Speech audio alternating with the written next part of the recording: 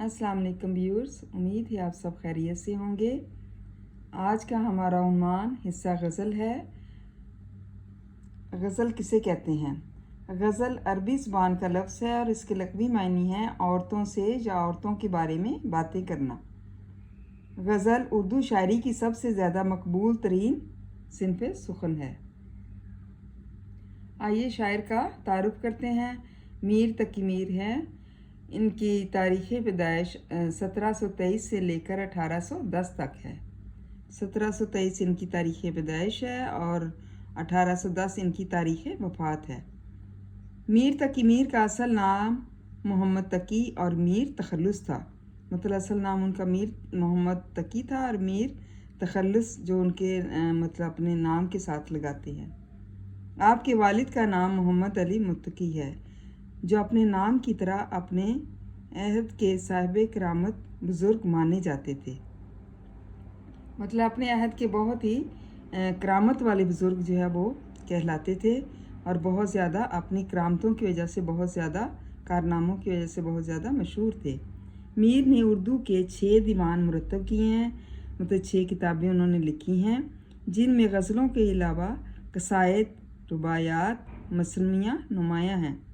कसायद, कसीदे, रुबायात, 4 मिसरों की शायरी को रुबायात कहते हैं या रुबाई कहते हैं, और मसनवियाँ 2-2 जो मुसलसल अशार होते हैं उनको मसनवी कहते हैं। वो काबिल ज़िक्र हैं। एक दीवान फ़ारसी का भी यादगार छोड़ा है, मतलब एक दीवान उनका फ़ारसी का भी है। आपकी वजह शोहरत गज़ल है, मतलब गज़ल की वजह से आपने मकबूलियत हासिल की।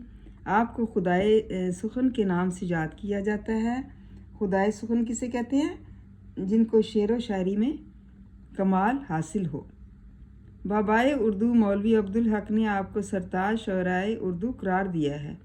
मतलब बाबाए उर्दू मौलवी अब्दुल हक जो है उन्होंने आपको शेरों का बादशाह कहा है।